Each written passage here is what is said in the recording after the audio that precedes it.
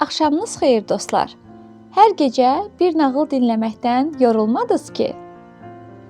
Elə isə keçid alaq növbəti nağılımıza.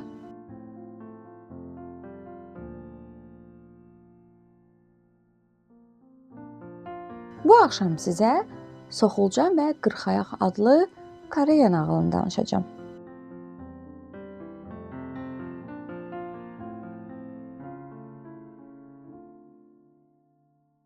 İndi sizə danışacağım nağılı bir kəpənəkdən eşitmişəm.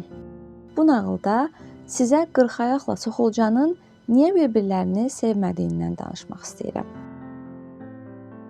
Bir zamanlar Qırxayaq iri daşın altında yaşayan gənc bir xanım idi. Həqiqətən də çox gözəl idi. Amma çox nazlı və özündən razı idi.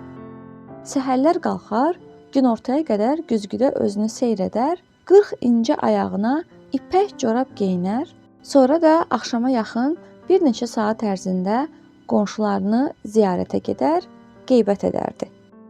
Ev işlərini sevməz, pal-paltar, qab-qacaq yumaqdan xoşu gəlməz, ütüləməkdən zəhləsi gedərdi. Qonşusu Soxulcan isə zəhmətkeş idi. Səhər tezdən oyanar, günorta yeməyini çantasına qoyub işə gedərdi.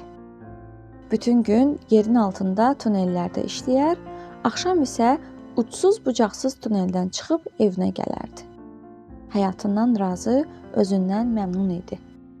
Bir gün güclü yağış yağdı. Tunelləri sel bastı. Buna görə də Soxulcan işdən tez çıxıb evinə getdi. İş elə gətirdi ki, həmin saatda Qırxayaq xanım qonşuya gedirdi. Soxulcan Qırxayaq xanımı görən kimi ona aşiq oldu.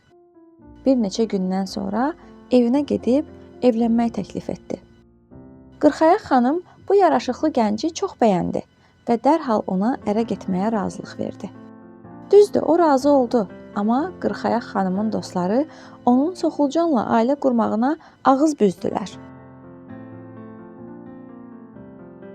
O adi fəhlədir, sənə baxa bilməyəcək, istədiklərini almağa imkanı olmayacaq. Səni xoşbəxt etməyi bacarmayacaq. Bütün günü yerin altında işləyir.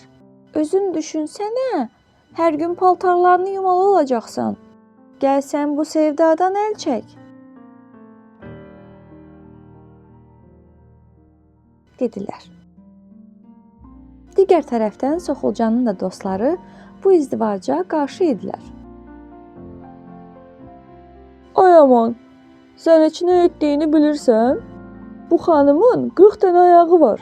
Qışda ayaqqabı alanda 20 cürt ayaqqabını birdən almalı olacaqsan.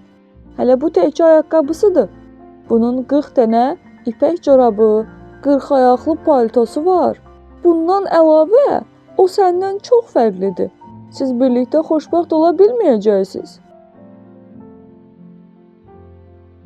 Uzun sözün qısası, həm Qırxayaq, həm də Soxulcan evlənməməyə qərar verdilər. İkisi də bir-birinə məktub yazıb göndərdi. O gündən sonra Qırxayaqla Soxulcanlar bir-birindən uzaq gəzirlər. Bax elə buna görə də Qırxayaqla ailə quran Soxulcana rast gələ bilməzsiniz.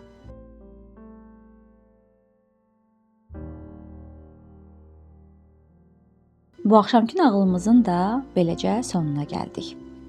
Növbəti axşam yeni bir nağılla qarşınıza gələcəyik. Amma siz hansı nağılı dinləmək istəyirsinizsə, mütləq şərhlərdə bizimlə bölüşün.